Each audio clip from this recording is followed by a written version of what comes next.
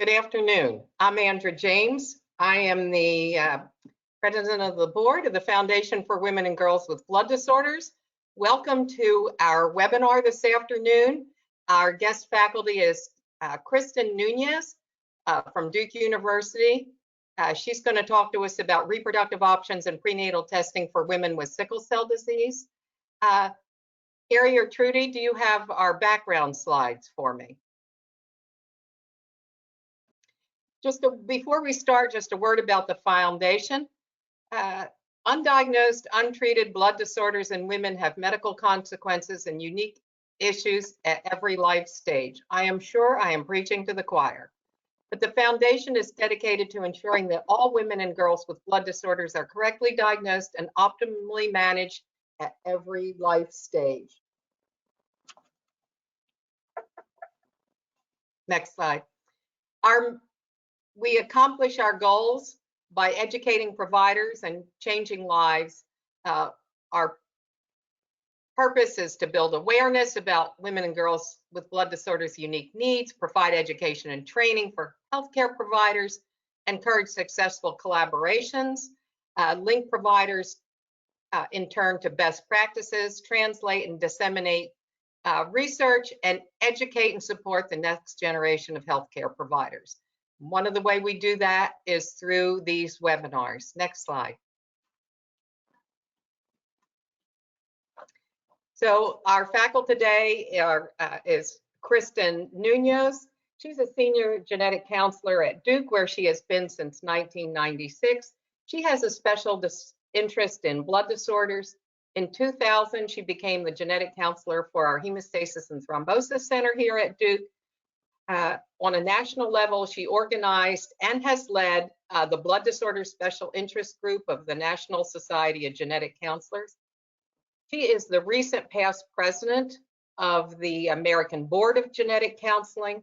She has spoken about reproductive issues and sickle cell disease at the CDC, the NIH, ASH, and the Sickle Cell Disease Association of America. She currently staffs our perinatal clinics and the pediatric hem-onc clinic. She, as I've already mentioned, is going to speak to us today about reproductive options and prenatal testing for women with sickle cell disease. And I am your moderator. Next slide.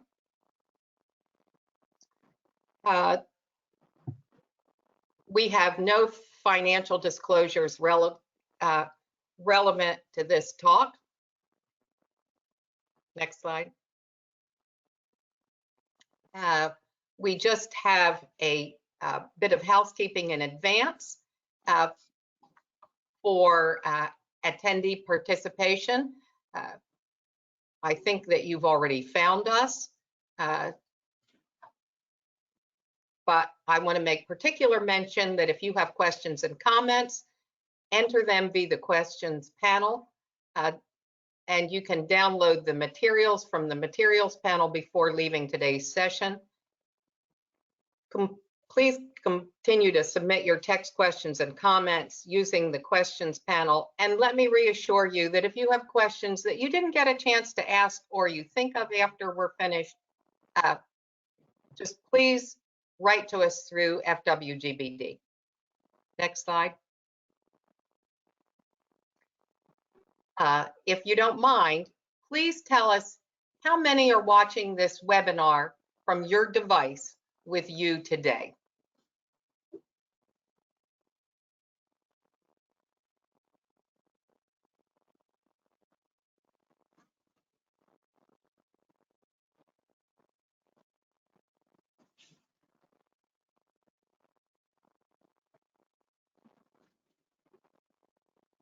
Okay, thank you very much. Next slide. The objectives for today's presentation are to describe the family planning challenges for women with sickle cell disease, discuss the process and concerns with pre-implantation genetic testing, discuss the available and full range of reproductive options for families with sickle cell disease, identify patients with sickle cell disease who can benefit from early discussion of reproductive options and fertility ovarian preservation. Next slide. Okay. Dr. James. Thank you, Kristin. I will let you take it from here.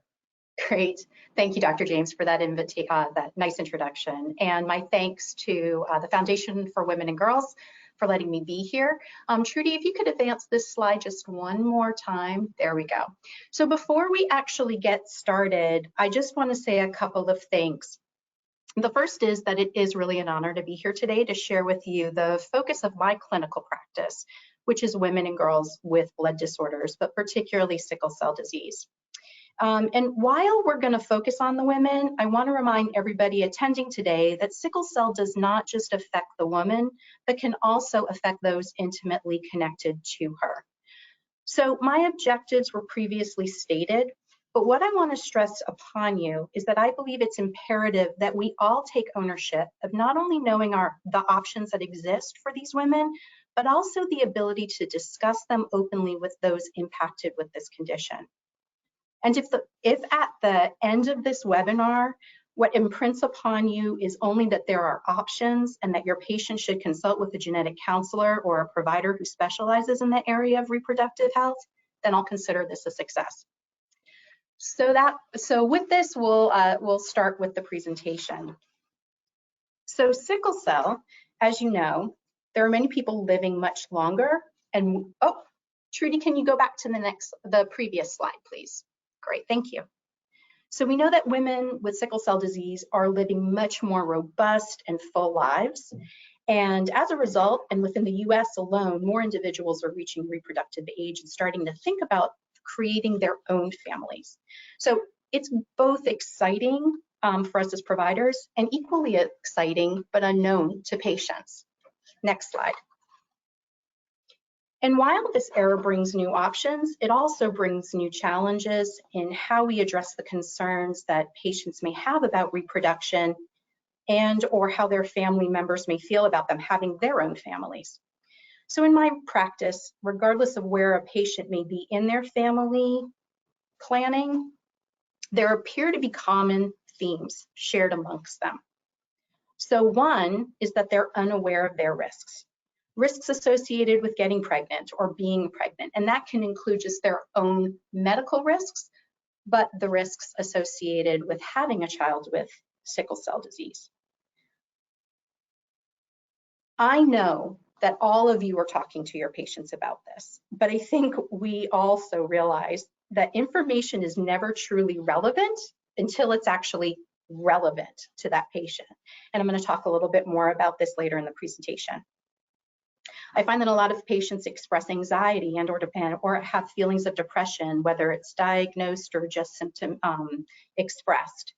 We know that there are higher rates within this population, which can occur for various reasons, such as the medical reasons, social, financial, and more recently, I'm finding even more an uptake with the pandemic. Co-managing these concerns while considering family planning for these patients can be a very stressful time. And financial concerns. Patients often wonder, how will this impact me financially? What's covered, what isn't, what would need to be paid for out of pocket? Am I even a candidate for some of these procedures that you are making available to me? Perceived benefit. You know, a lot of times patients will ask me, well, why would I want to do this? Why wouldn't I want to do this? Would choosing to carefully plan out my pregnancy improve my outcome for both me and my baby? But the number one thing that I think that I'm universally seeing in this population of individuals is the autonomous and empowerment of patients to want additional information. Patients are motivated to educate themselves through social media and online groups. They're willing to explore how others have navigated the process. Often patients are finding these resources on their own because they don't know how to tap into this information through their healthcare provider. And this is partly the focus of my conversation today with you, because I want to empower each of you to feel that you can provide this information, or at minimum, start this discussion with your patients. Next slide. I built my practice around the belief that with access to correct information, patients will make their best decisions. And the best way to help these patients and their family is to provide information in a non-judgmental manner so that they can make their own autonomous decisions. Now, that's not to say that they won't need direction, and often patients just don't know where to begin or how to start the conversation.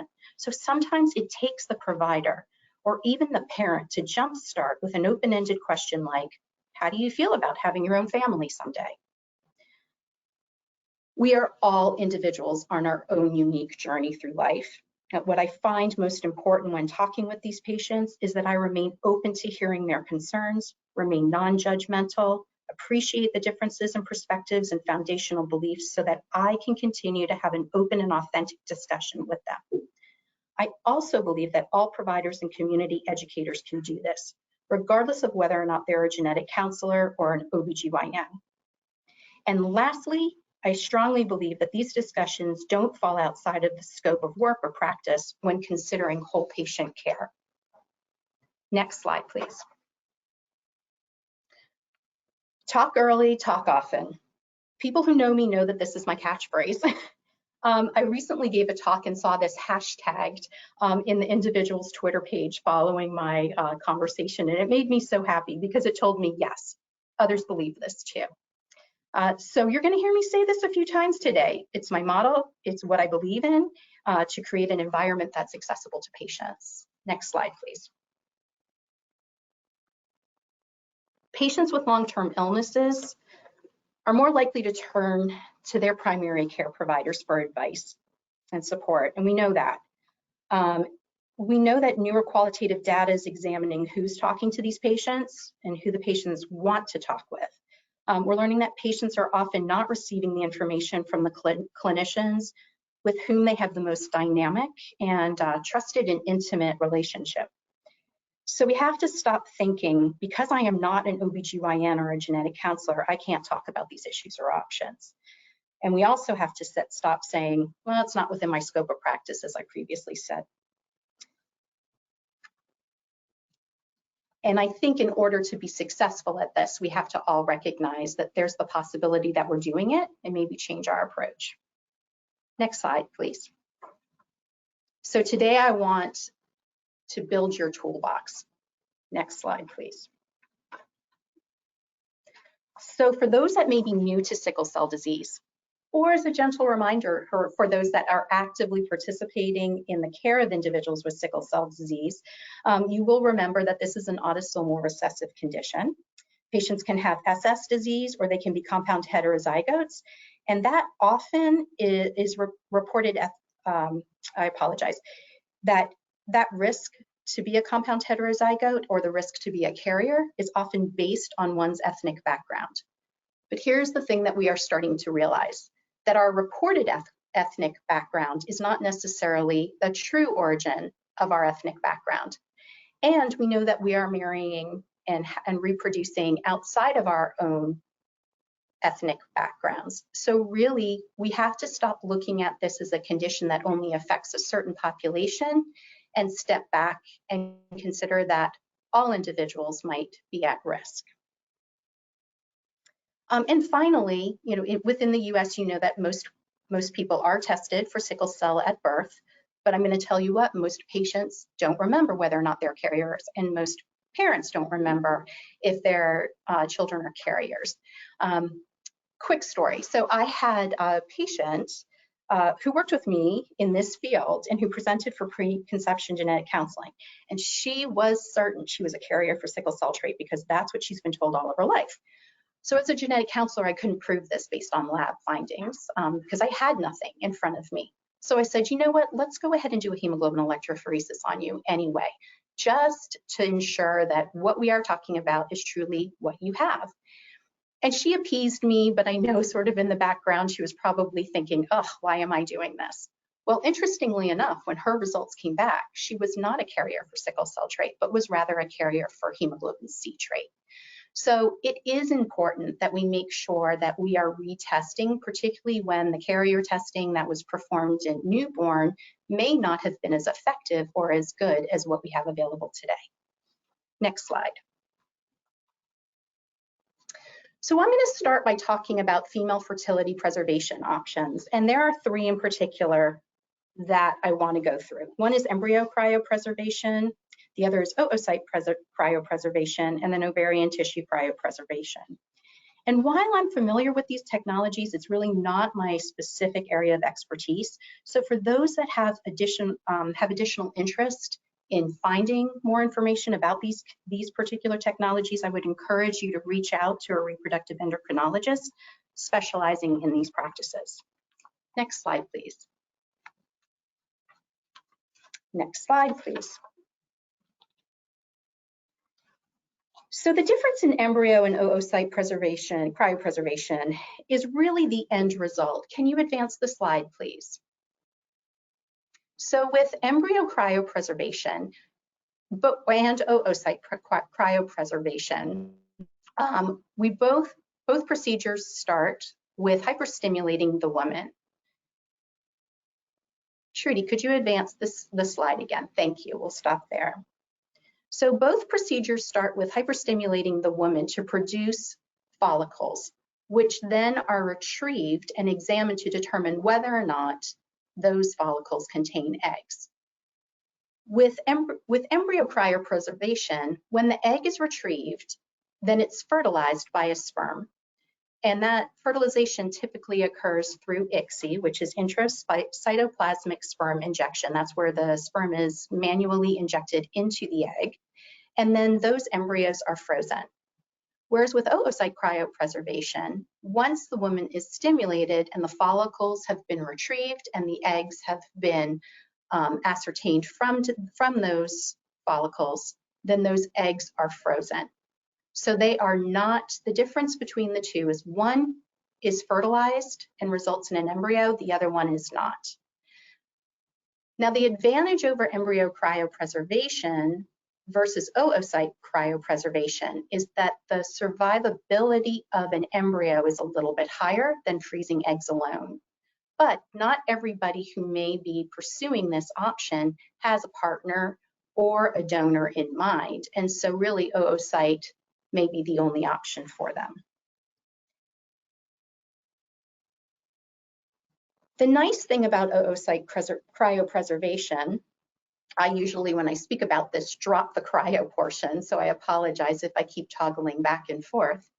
But with oocyte cryopreservation, it provides an opportunity for patients who may be undergoing stem cell transplant BMT to be able to have the possibility of using an egg for their own biological childbearing. Next slide, please.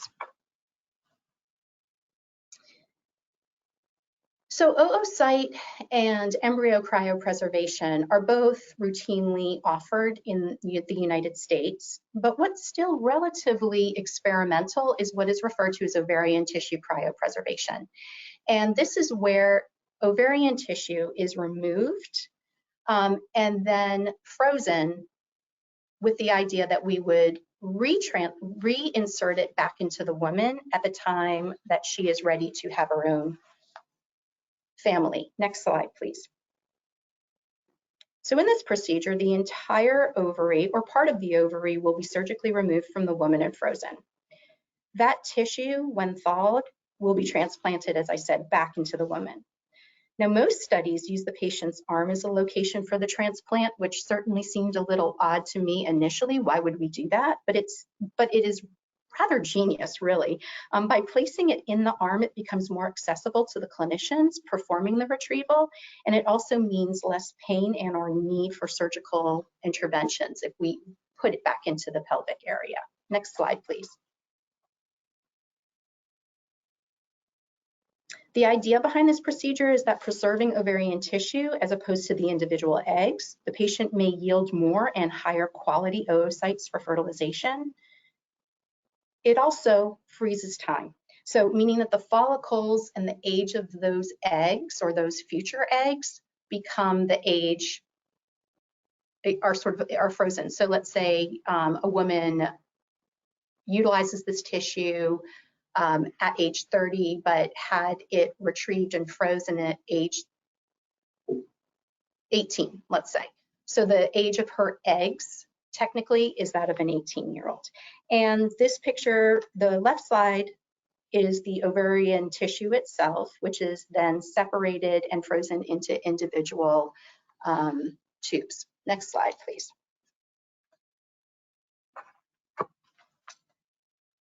So I want, for those of you that may not know Ms. Victoria Gray, I want to introduce you to her. She's a remarkable woman who volunteered to be the first patient to undergo genetically modified bone marrow. I understand that she's quote unquote cured and that the procedure remains a success for her. I bring her up for two reasons. First, because of the remarkable strength that she had in volunteering to participate. And second, because future patients like Ms. Gray, who may undergo this procedure or who may pursue more traditional BMT, should be given the option to explore with a reproductive endocrinologist the option of oocyte preservation, embryo preservation, or ovarian tissue preservation. And while we're on the topic of these therapies, I want to remind you all that these therapies might be a somatic cure, but they're not reproductive cures. So meaning that the gametes, the egg and the sperm, will continue to carry the pathogenic variants associated with their disease.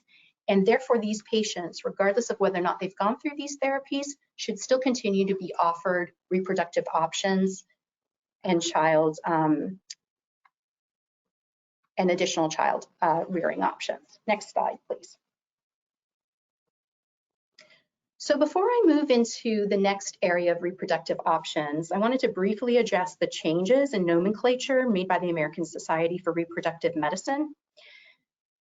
What was referred to and what you may see in published literature as pre-implantation diagnosis, or PGD, is now referred to as pre-implantation genetic testing. And in that reclassification, they further defined it into three areas. So PGTA refers to screening for aneuploidy or chromosome conditions, so the A is aneuploidy. Then PGT-M, M refers to screening for monogenetic disorders such as sickle cell disease or CF. And then PGT-SR screens for structural rearrangements within the chromosomes. And this would be a situation where maybe one of the parents has a rearrangement or a translocation of their chromosomes. Next slide, please.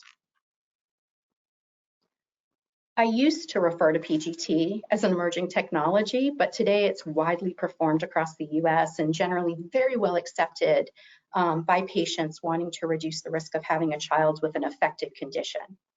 It is labor intensive and costly, but the outcomes for successful implantation can result in unaffected fetuses and children. Next slide, please. So as I just discussed, some of the benefits of PGT include reduced chance of implanting affected embryos and that patients have more control. So this is where I want to expand a little upon it. What does more control mean? So patients will work with a reproductive endocrinologist to discuss with them what embryos they may want to transfer. So let's say we have a couple at risk for SS disease. They may talk with the reproductive endocrinologist and say, I'd like to go through PGT-M. I only want embryos that are neither carriers and not nor affected to be transferred, which means that only embryos that carry the wild type allele will be transferred. Whereas other individuals may say, you know what, I am okay with carriers and I'm okay with unaffected embryos. And I recently had a patient or someone call in and ask me, so there was a patient who went through PGT, ended up having 10 embryos. Only 5 of them got to the point where we could biopsy to determine whether or not they were affected or not. 3 of those embryos came back as eligible for transfer, but 2 of them were carriers. 1 of them was unaffected and not a carrier. And so the couple sat down and had agreed before this to only transfer the unaffected non-carriers, but knowing that there was only one embryo and that they may be, the only other chance they may have unless they went through another round is to transfer an a carrier embryo. So what they did was they started off with the unaffected non-carrier embryo, and now they have 2 additional embryos that they could consider if this one does not implant. So limitations to PGT is that it can be costly. As I said, it's time and labor intensive. Centers, while more accessible, still can be geographically limited, and usually limited to larger academic institutions and more metropolitan areas. The last is that doing PGT, just like IVF, is no guarantee that the patient will get pregnant.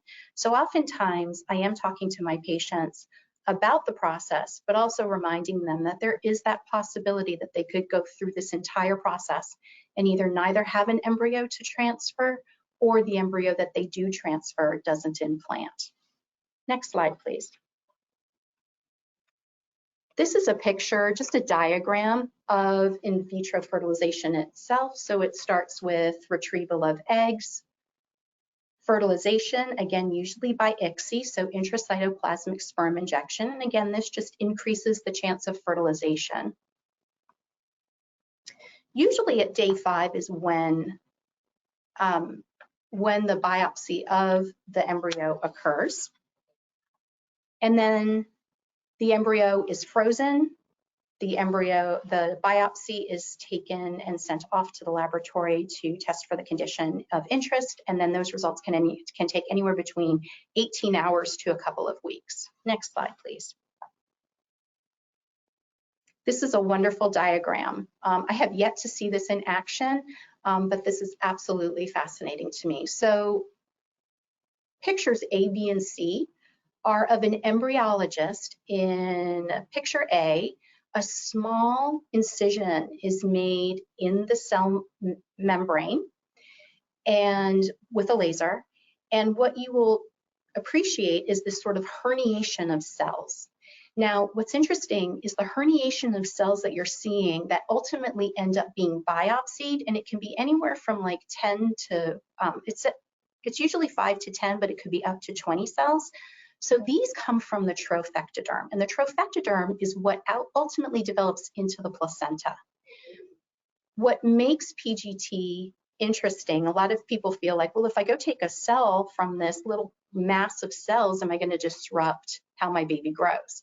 And the answer to that is no. There are lots of studies that indicate it, and part of that reason is that because we are looking at the trophectoderm, we aren't actually going into the inner cell mass, which is what will become the fetus.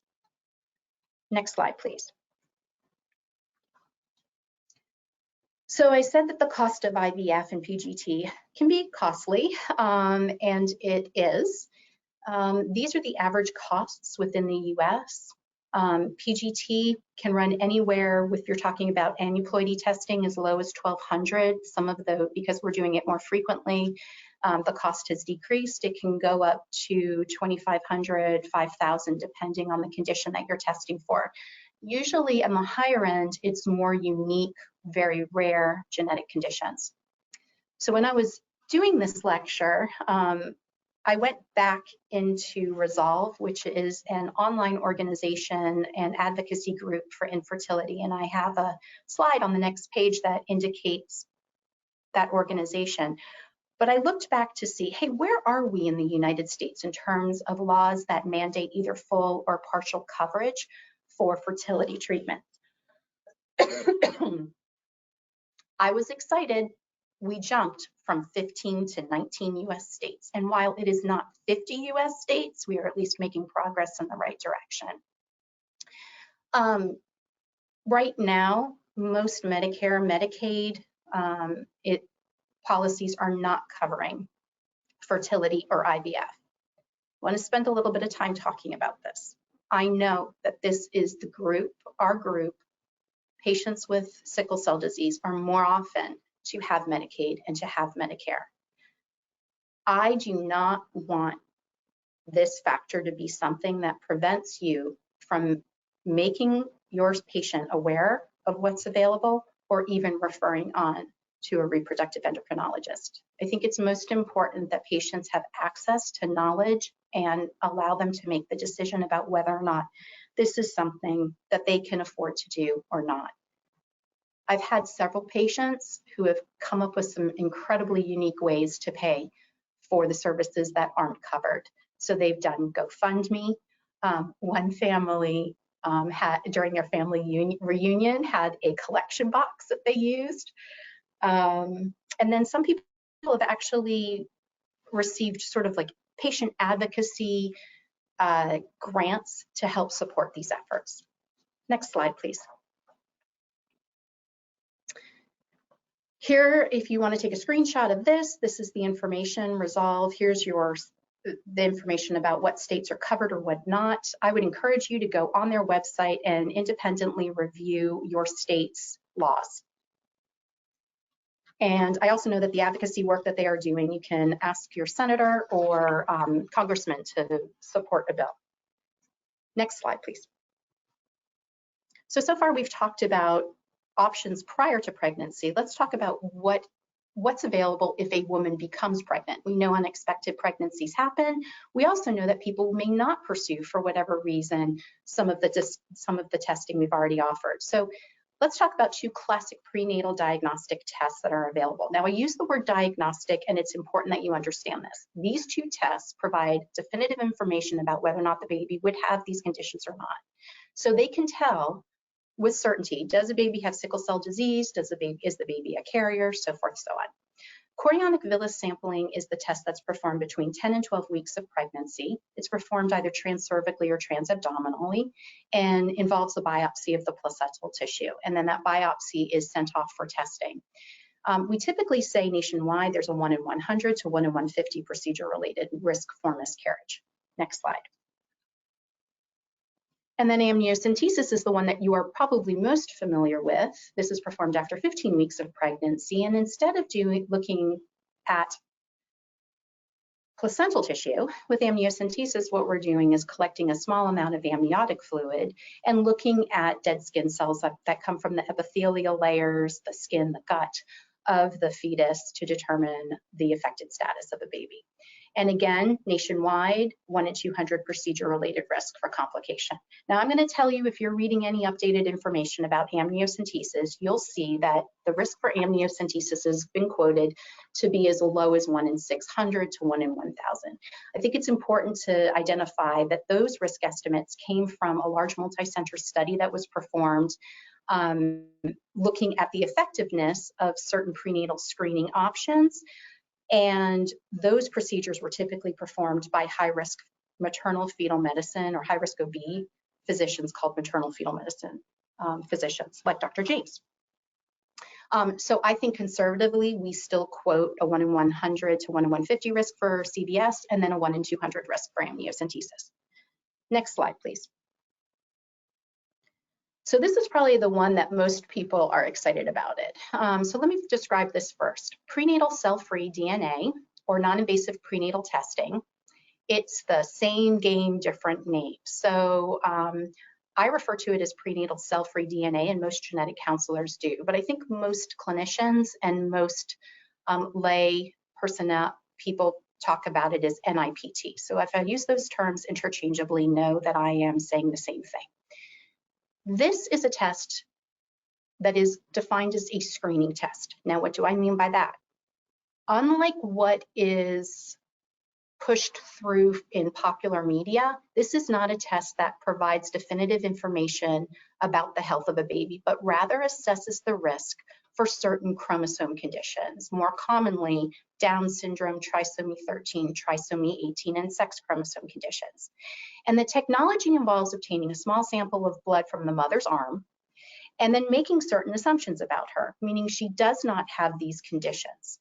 We know within maternal blood, there is an admixture of apoptotic cells that are releasing fragmented pieces of DNA into the maternal circulation.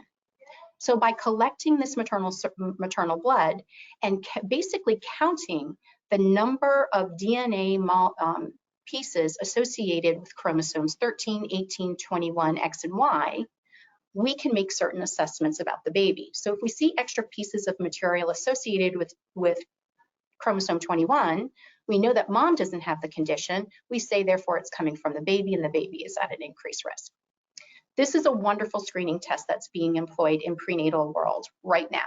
What I am super excited about to talk about today is that there is now a clinical laboratory that is making available what is called SGNIPT, which stands for Single Gene Non-Invasive Prenatal Testing.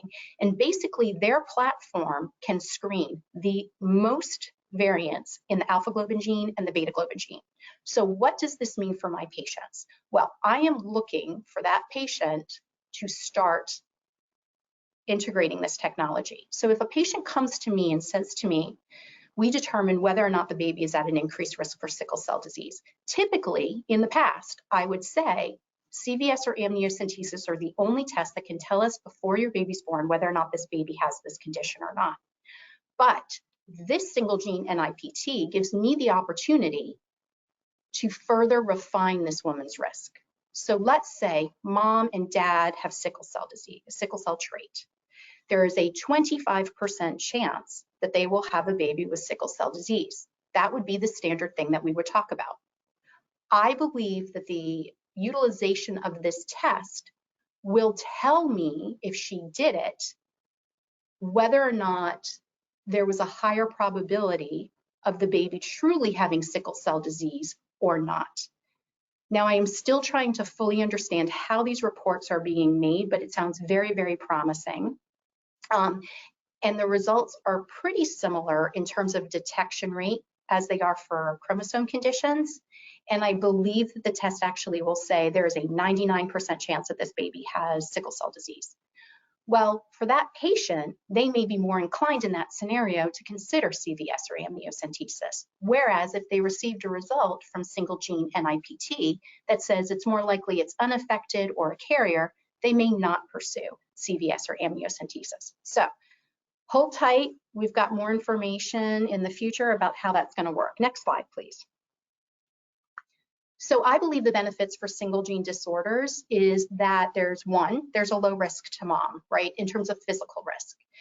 It could be more beneficial in identifying those fetuses who are more likely to be affected, and for those fetuses that we don't think are affected, more likely to reduce the risk of having an invasive test that comes with a procedure-related risk loss.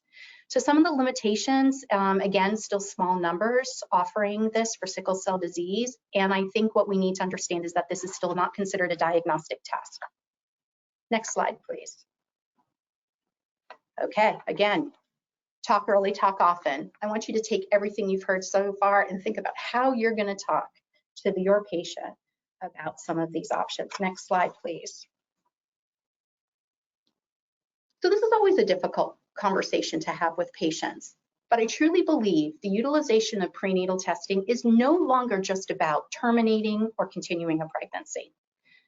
I think we can look at an end result, but that doesn't explain why somebody chooses one versus the other. So patients will continue a pregnancy even if their baby is affected, and they will modify how they manage that pregnancy. Maybe they will educate themselves differently, particularly if they're unfamiliar with what sickle cell disease is. Maybe they'll transfer their care to a tertiary care center based on the condition in question. Maybe they just need to know. Maybe it's just a concern enough, and having that information is needed. And then, of course, there is termination of pregnancy that is available. And then I also like to talk about adopting out. So there are some people that do not believe in termination, but also can't raise a child affected with the condition, and so will choose to adopt their child out.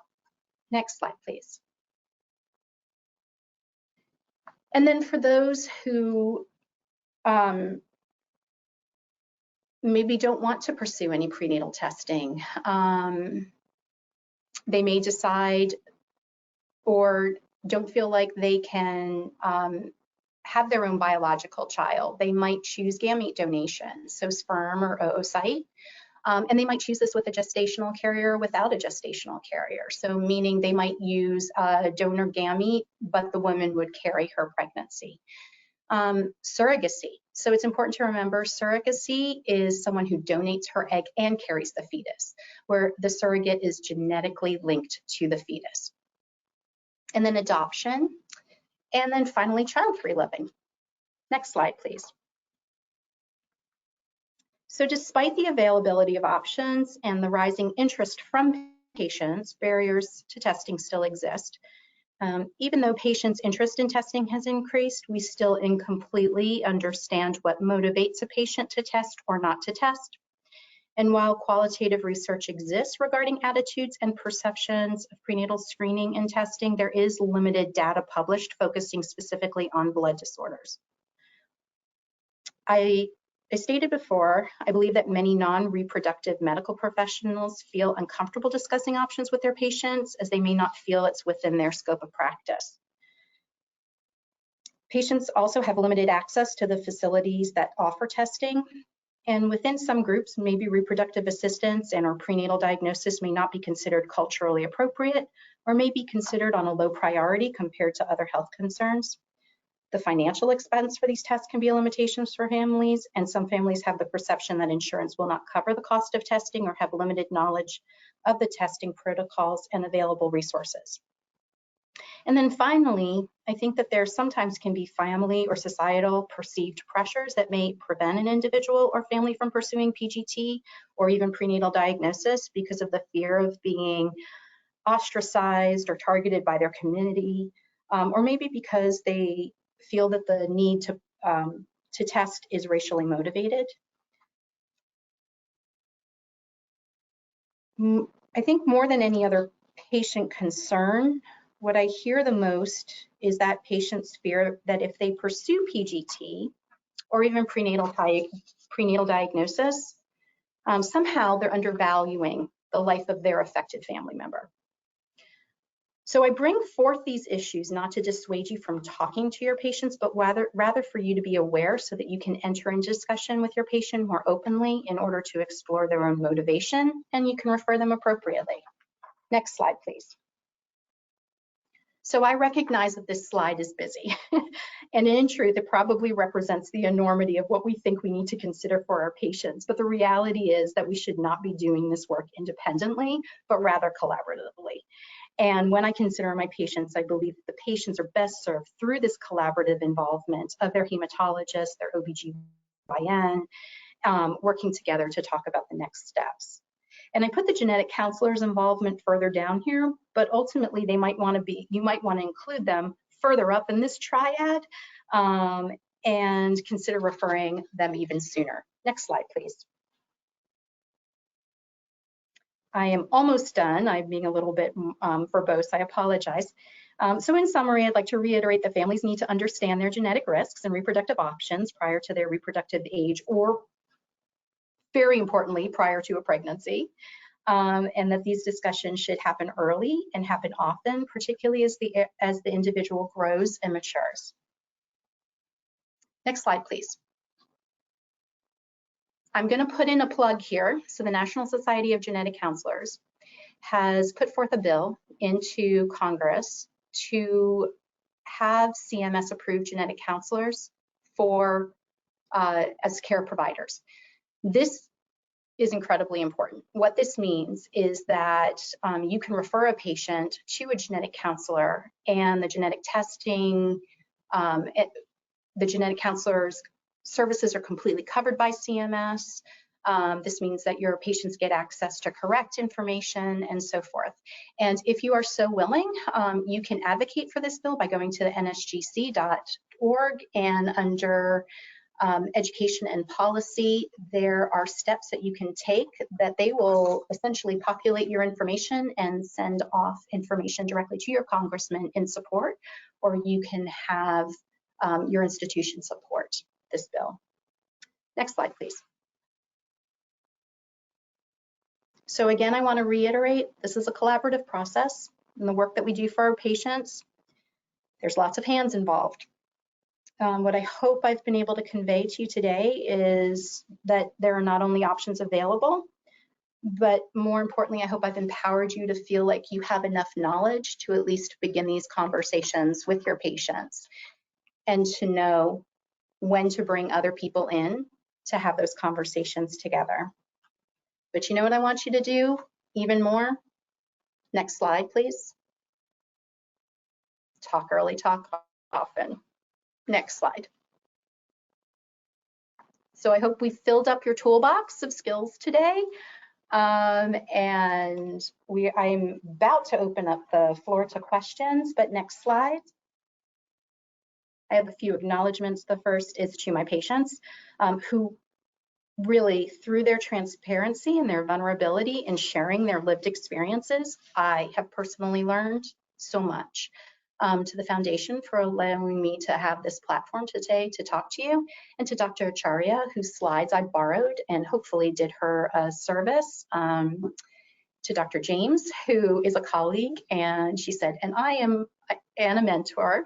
She will always be my mentor, but and finally to my family, who does support my work greatly and who has allowed, I think, me to impart the need for advocacy in this community and in women's health. Next slide.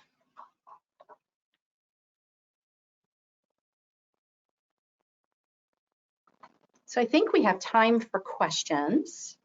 I'm going to come back on screen.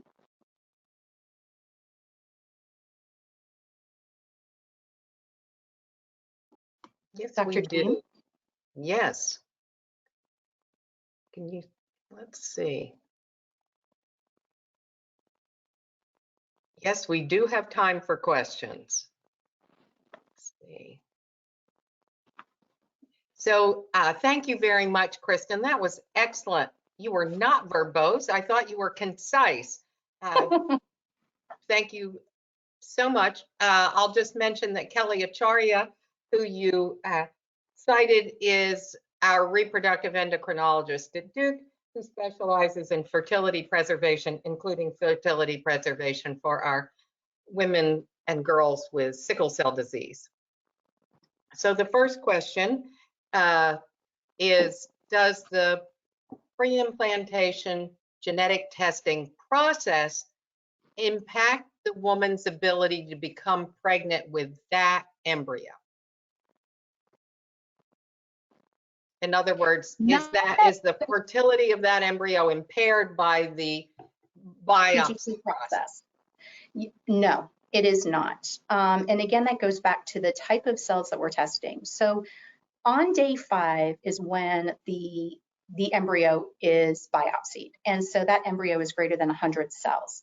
And the other thing is that cell differentiation has not occurred at that point. And remember, we are looking at the trophectoderm, which are the cells that become the placenta. So we're not actually touching the cells that will become the fetus itself. I actually do, I want to add one thing that I did not talk about in the talk, and are related to egg retrieval, which I think is an important part. So, and Dr. James, you can clarify me if I'm incorrect, but it's important to remember that women with sickle cell disease are at an increased risk for thrombosis with egg retrieval. So it really is important to collaborate with the hematologist and the reproductive endocrinologist when performing those procedures. Excellent point. Thank you so much for bringing that up. Another question. When we, meaning the people on the line here, refer patients to genetic counselors, can this become a patient that they see on a regular basis throughout the patient's lifetime? I'm going to say yes. So I am really fortunate to have ongoing relationships with my patients, and I think most genetic counselors, particularly in academic settings, want to welcome the opportunity to have ongoing relationships with patients. Oftentimes my patients are calling me to tell me where they are in that phase of whatever phase of life. So yes, I do think it's possible. And that might be if you're in an academic center and you have a genetic counselor that you know about that is employed there, I think that's where you have an open dialogue with them and say, you know, this is a family I'm referring. I would really love for you to have an ongoing relationship with them. Super. I have, let's see, there's another question in here. In patients that have hemoglobin SS and are interested in having a family of their own, When do you send a referral for reproductive endocrinology consultation? Do you want for them to have difficulty conceiving? I would say as soon as you think it needs to be sent, it needs to be sent. So as soon as that patient starts, as soon as that patient starts bringing up the idea of wanting their own family, that's when you should send them. But I also think, again, with this whole concept of talk early, talk often, that you will have started to have these conversations with these patients beforehand and have started to tease out when, is this patient ready? Are they ready to tell you that they want to go to a reproductive endocrinologist? So I think it depends from patient to patient, but I think the idea, honestly, for me, it's better to go see a reproductive endocrinologist before they are really sort of mentally and physically in the space of having a child.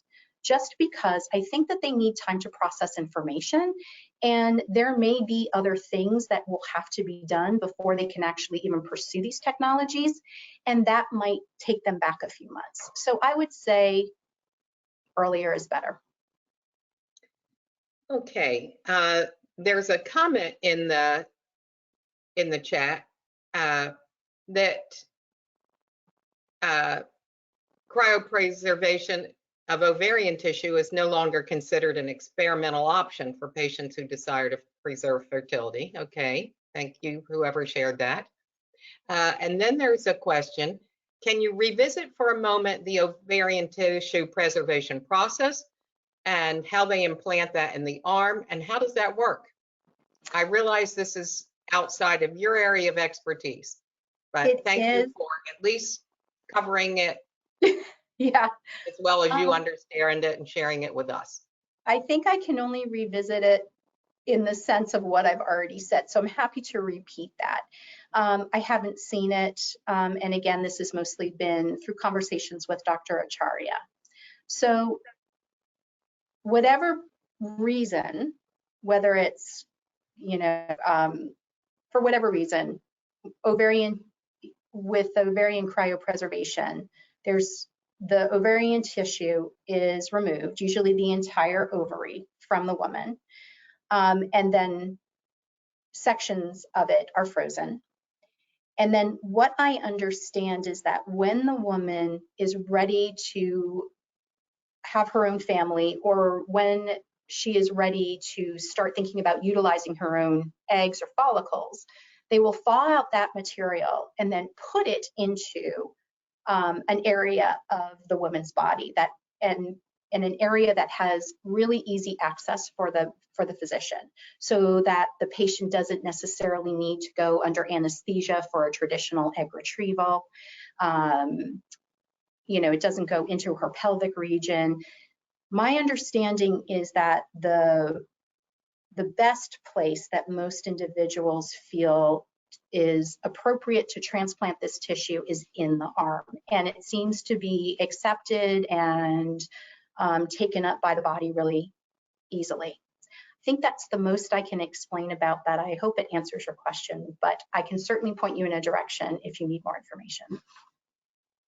Hey,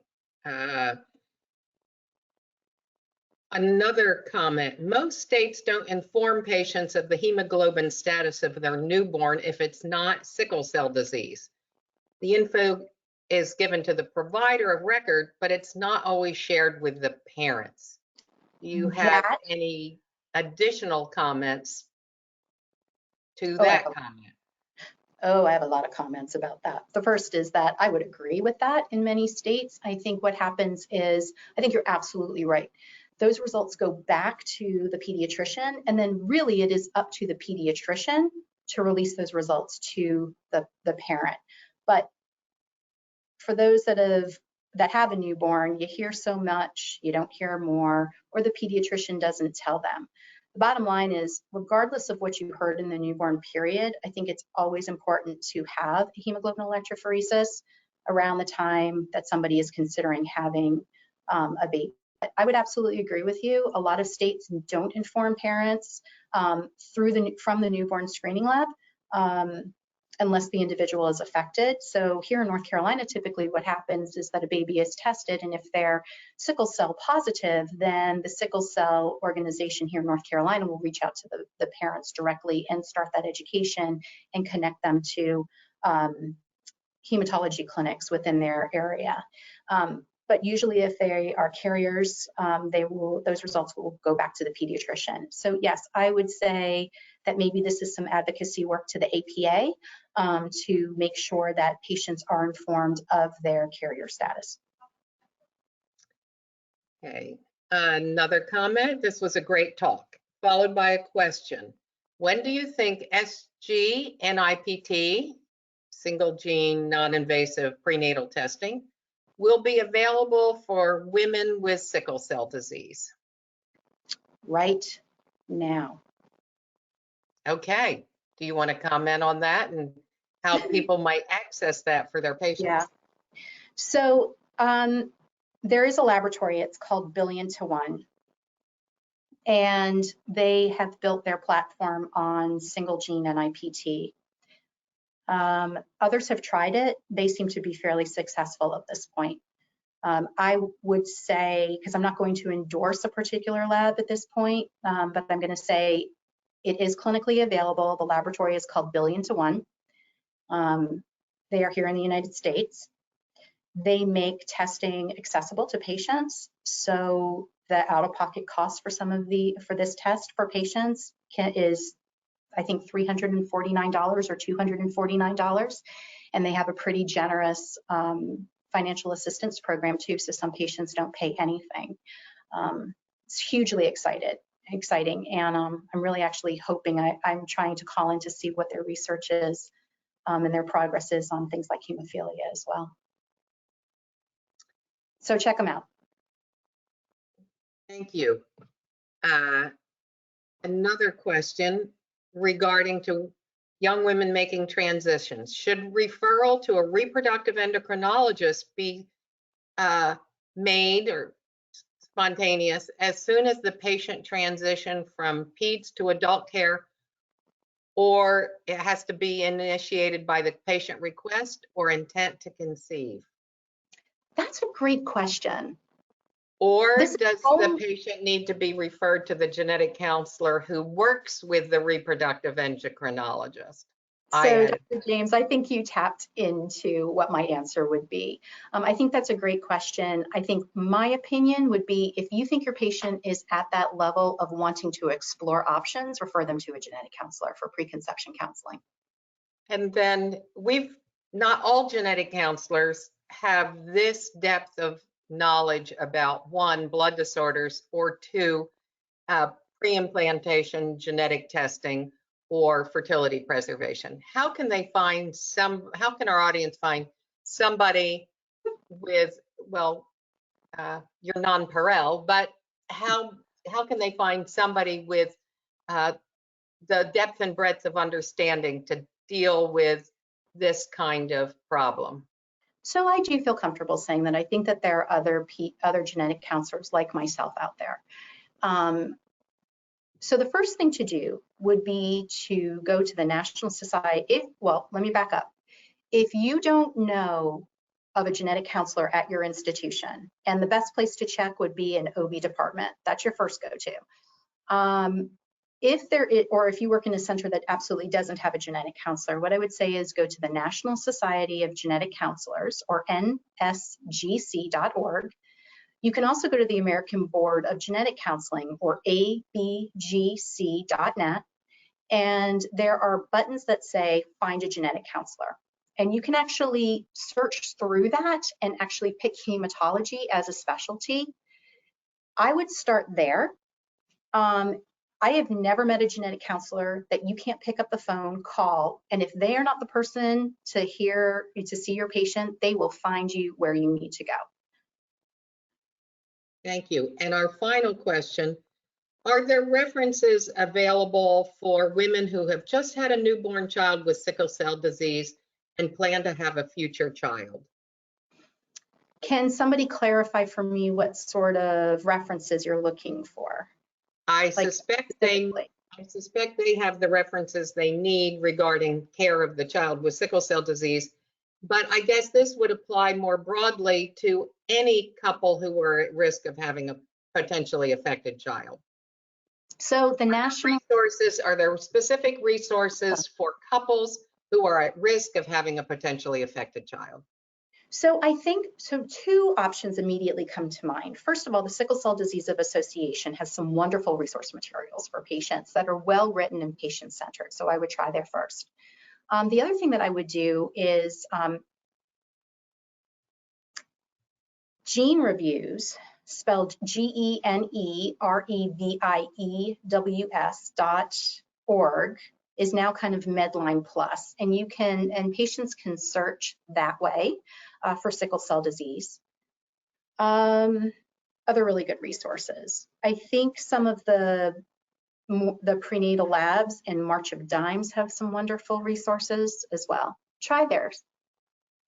Thank you so much, Kristin. And let me remind the audience that this program has been brought to you by the Foundation for Women and Girls with Blood Disorders, of course, but it will be archived online. Give it a while. It takes a while to get it up online and available to you as a reference or for your colleagues who didn't have a chance to view it.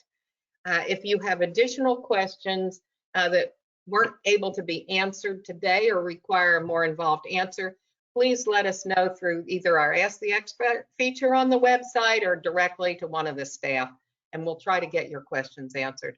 And thank you again, and we hope to see you in person September 24th to 25th in Arlington, Virginia, for our every 2-year Foundation for Women and Girls with Blood Disorders meeting.